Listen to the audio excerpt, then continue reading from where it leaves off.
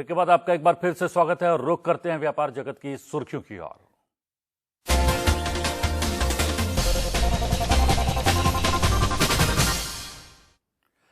जहां आर्थिक जगत के जानकार और जाने माने पत्रकार रविंद्र अग्रवाल जी हमारे साथ मौजूद हैं। सर, आपका बहुत बहुत स्वागत है।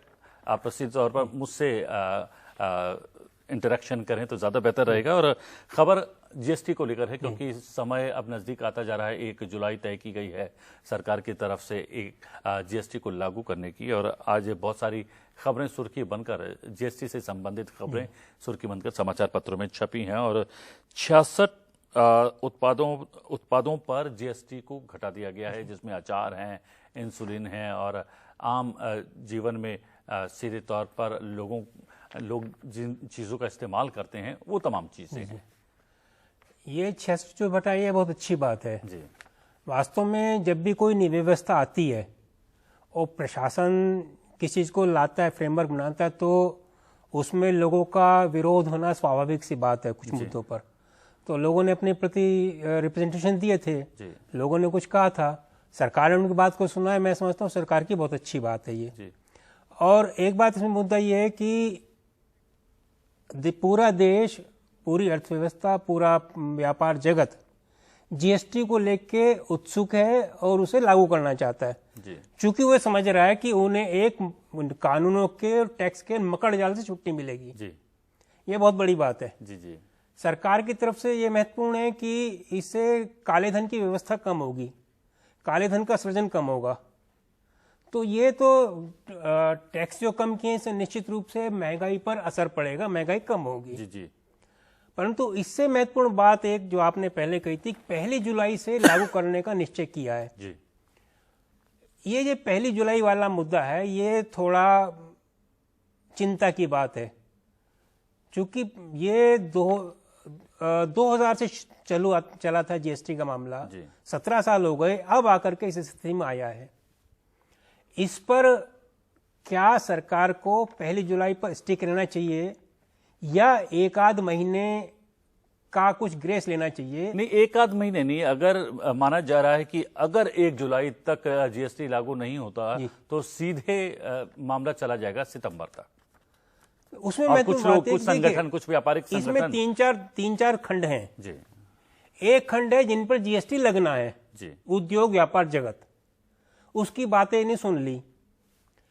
इसमें जो उद्योग व्यापार जगत है, इसमें एक महत्वपूर्ण मुद्दा और है कि स्मॉल स्केल इंडस्ट्रीज। अभी कल ही अपने वित्त राज्य मंत्री मेघवाल जी ने चंडीगढ़ में एक सभा में कहा कि हमें जो प्रेजेंटेशन मिले हैं उनमें सबसे ज्यादा रिप्रेजेंटेशन लघु उद्योग की तरफ से हैं। उनका कहना है कि पहले 1.5 करोड़ रुपए तक कोई एक्साइज नहीं थी, अब वो कोई सीमा खत्म हो गई है, अब वो केवल 20 लाख की सीमा में आ गए और उसमें उन्हें परेशानी होगी।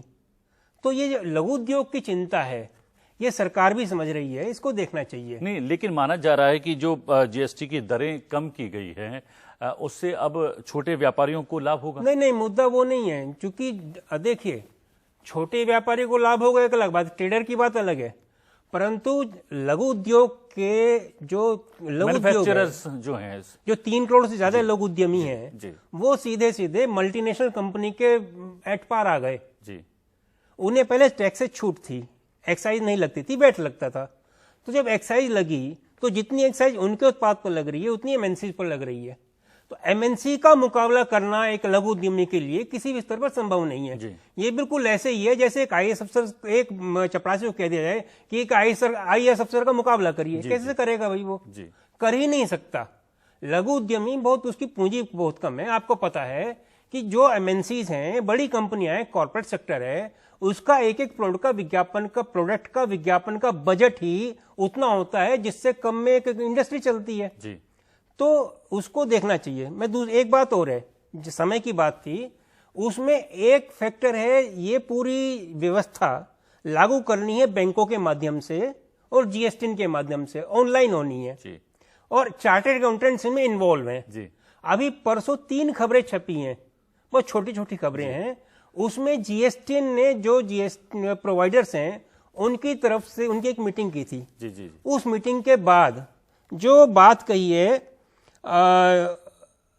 टेली सॉल्यूशंस के ईडी तेजस गोयनका ने कहा कि अभी तक सारे अधिनियम अधिसूचित नहीं हुए हैं। जी जी। और अभी पूरी जीएसटी की जो व्यवस्था है ऑनलाइन है वो भी तैयार नहीं है। पहली बात, क्या ये 1 जुलाई तक तैयार हो जाएगी? दूसरी बात, चार्टर्ड अकाउंटेंट्स के जो पूर्व अध्यक्ष हैं, चार्टर्ड अकाउंटेंट के पूर्व अध्यक्ष के रघु जी, उन्होंने कहा कि जीएसटी लागू करने की व्यवस्था के पूरे इकोतंत्र को बदलना होगा। क्या ये 1 जुलाई तक बदल जाएगा? वो कह रहे हैं कि सितंबर उसके लिए उपयुक्त समय है। तीसरी बात, भारतीय बैंक संघ ने संसदीय समिति को बताया है कि साहब बैंक अभी जीएसटी को लागू करने के लिए तैयार नहीं है। जी जी, तकरीबन एक सप्ताह पूर्व की ये खबर थी जब सीधे तौर पर बैंकों ने माना था कि अभी बैंक अभी तैयारी है। आपने कहा कि बैंक के जरिए ही ये सारी व्यवस्था लागू की जाएगी। अगर बैंक की तैयारी नहीं है तो 1 जुलाई हमें यही एक चुनौती है सरकार के लिए। सरकार के सामने। जी जी। लेकिन अगर बात करें जिस तरीके से जीएसटी लगाया गया है, दरें तय की गई हैं और मनोरंजन थोड़ा सा सस्ता हो जाएगा माना जा रहा है। विशेष तौर पर राजधानी दिल्ली में फिल्मों की टिकट पर पहले 40% टैक्स लगाया जाता था, कर लगाया जाता था। अब उसे घटाकर जीएसटी 18% लगाया जाएगा और ज़्यादा से ज़्यादा होगा अगर महंगी टिकटों पर भी तो 28% होगा। तो पहले से तो मनोरंजन वो आपकी बात बिल्कुल सही है। वो जो बात हो रही है वो हो रही है केवल महंगाई के पक्ष को लेकर के। उपभोक्ता पर कितना असर पड़ेगा जी। वो एक अलग मुद्दा है। मैं दूसरी बात कर रहा हूं, अगर पूरी व्यवस्था आप तंत्र तैयार नहीं है तो उद्योग पर असर पड़ेगा और सब चीजों पर असर पड़ेगा। मैं मानता हूं इस जीएसटी लागू करने की तमाम तैयारियां कैसी चल रही हैं उसको खुद प्रधानमंत्री उसका अवलोकन कर रहे हैं। समय पर गत सप्ताह भी उन्होंने तैयारियों का जायजा लिया और कहीं ना कहीं उन्होंने अपनी संतुष्टि दिखाई। तो सरकार के भी कहीं ना कहीं संज्ञान में होंगी ये तमाम बातें। निश्चित रूप से संज्ञान में और हो सकता है निश्चित रूप से सब बातें संज्ञान में हैं। कुछ और महत्वपूर्ण खबरें हैं जिसमें है देश में 10 लाख से ज्यादा फर्जी पैन कार्ड हैं। ये बात कोर्ट के सामने आई है और उन तमाम लोगों ने ये बात कोर्ट के सामने रखी है जो विरोध कर रहे हैं पैन कार्ड के साथ आधार को लिंक करने का। नहीं, सुप्रीम कोर्ट ने इसमें बहुत स्पष्ट कर दिया है। उन्होंने साफ कहा कि ये 0.4% का मामला नहीं है जी। ये 10,52,000 फर्जी पैन कार्ड का मामला है जी। 10,52,000 कोई कम संख्या नहीं होती। वास्तव में ये जो पैन कार्ड पैन अकाउंट्स को इनकम टैक्स अकाउंट्स को इससे आधार से जोड़ने का मामला है। पैन कार्ड फर्जी बन जाता है, आधार फर्जी नहीं बनेगा। वास्तव में काले धन पर रोक का एक बहुत बढ़िया उपकरण हो सकता है। जी। एक आदमी 10 रिटर्न नहीं भर सकता जी। वो एक ही रिटर्न भरनी पड़ेगी। तो एक आदमी जब 10 पैन कार्ड्स के माध्यम से 10 रिटर्न भरता था वो इनकम टैक्स बचाता था, काले धन का सृजन करता था, वो बचेगा। तो ये बहुत जरूरी है। तो कंपलसरी होना ही चाहिए, बिल्कुल सही बात है जी। लेकिन कोर्ट का जो कहना है वो थोड़ा सा अलग है। कोर्ट कह रही है कि आधार कार्ड को जरूरी नहीं बनाना चाहिए कहीं ना कहीं। नहीं, जो फैसला है उसमें ये नहीं कहा जरूरी नहीं बनाना चाहिए। उन्होंने कहा जिनके पास आधार कार्ड है वो आधार कार्ड लिंक करेंगे, जिनके पास आधार कार्ड नहीं वो आधार कार्ड बनवाएंगे। जी। भाई क्या परेशानी है? अगर कोई व्यक्ति टैक्स दे रहा है, व्यापार कर रहा है, उसे आधार कार्ड बनवाने में क्या परेशानी है? जी, कुछ परेशानी नहीं चाहिए। जी। चलिए, कोई ना कोई रास्ता निकल आएगा। समय कम था लेकिन कम समय में हम जीएसटी से जुड़ी महत्वपूर्ण खबरें जो सुर्खी बनकर समाचार पत्र में छपी हैं उसकी चर्चा कर पाए। आपने बारीकी से समीक्षा की, धन्यवाद, थैंक यू वेरी मच। लेकिन चलते चलते खेल जगत की खबर पर भी नजर डाल लेते हैं और खेल जगत में सबसे महत्वपूर्ण खबर है चैंपियन ट्रॉफी से। चैंपियन ट्रॉफी के कल के अपने ग्रुप के अंतिम लीग मैच में भारत ने दक्षिण अफ्रीका को 8 विकेट से मात दे दी है और इस मैच को जीतकर भारत चैंपियन ट्रॉफी के सेमीफाइनल में पहुंच गया है और सेमीफाइनल में भारत का मुकाबला बांग्लादेश से होगा। माना जा रहा था कि दक्षिण अफ्रीका के साथ ये मुकाबला काफी कांटे का रहेगा, लेकिन कांटे का नहीं रहा। भारतीय गेंदबाजों ने, भारतीय फील्डर्स ने इस पूरे मुकाबले को एक तरफा कर दिया और 191 रन पर पूरी दक्षिण अफ्रीका की टीम ढेर हो गई। जब भी नॉकआउट मुकाबले होते हैं दक्षिण अफ्रीका दबाव में आ जाता है और दबाव में दक्षिण अफ्रीका बिखर जाता है और ऐसा ही कल के मैच में हुआ और भारत को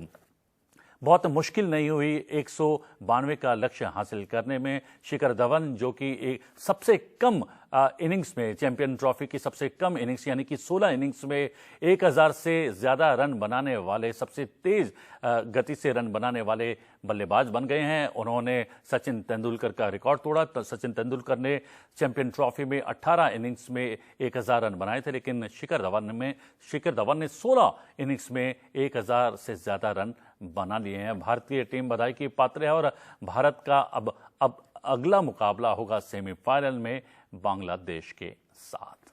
पर्सपेक्टिव में आज के लिए इतना ही। पर्सपेक्टिव में आपसे फिर मुलाकात होगी। फिलहाल मुझे दीजिए इजाजत, लेकिन देखते रहिए लोकसभा टीवी। नमस्कार।